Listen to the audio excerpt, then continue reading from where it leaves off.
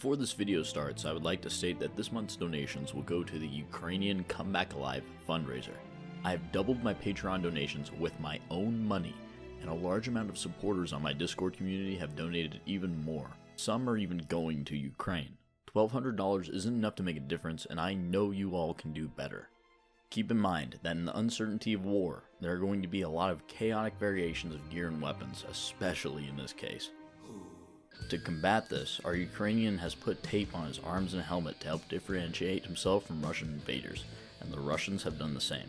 His uniform, cut in a similar fashion to US Navy NWUs, is camouflaged with a digitalized version of TTSKO called MM14. The camouflage portions of the uniform indeed have IR emission, however, his Corsair plate carrier has missed this detail. It has terrible IR characteristics and is practically reflective.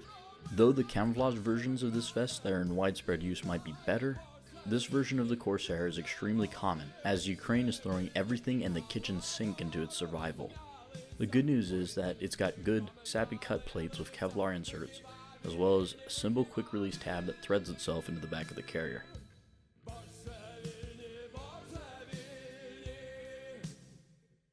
The Corsair is relatively comfortable, but the pouches that they come with have some questionable retention decisions.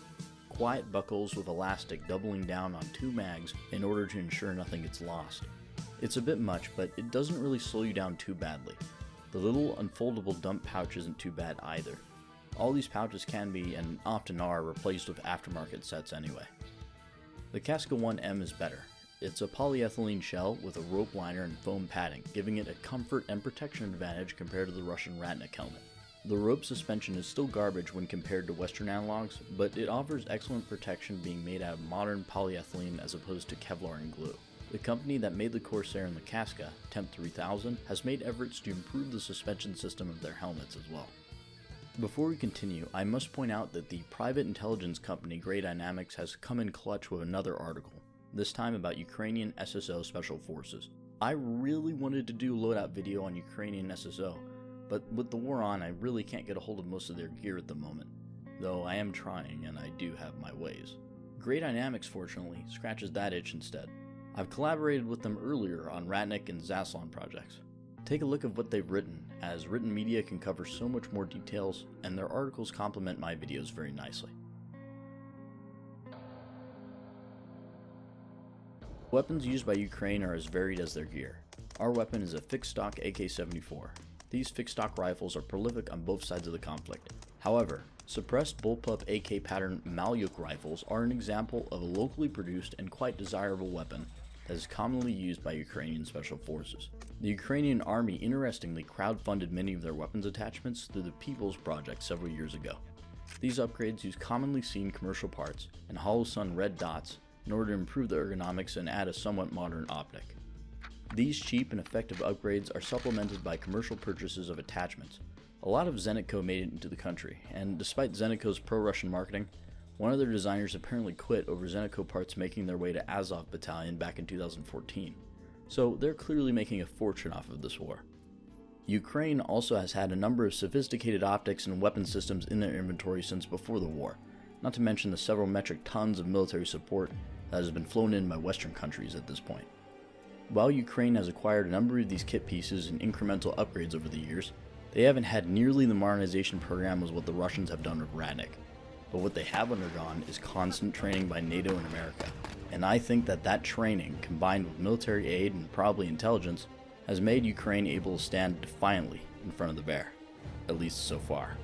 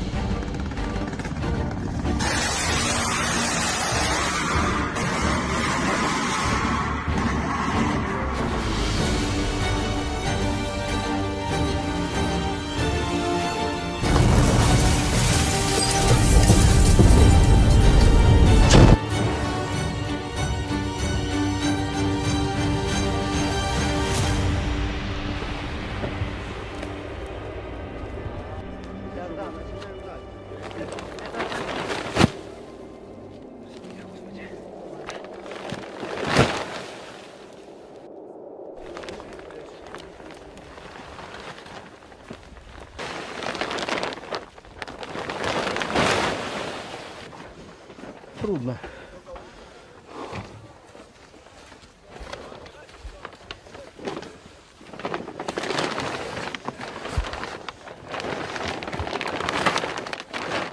Давай, тут легко. Да, это легкий. Один, легкий. давай Бери. втроем возьмем. Бери один, Посередине один вас. ноги, середину не бери. А чего не бери? Нормально, поехали. Да?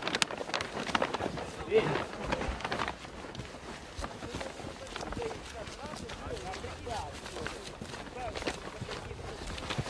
Все, это край.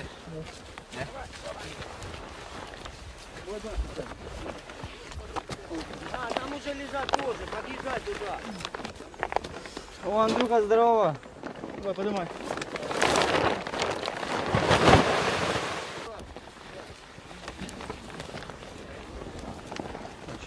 Давай, кидай. Отходи ты с той стороны. Кидай.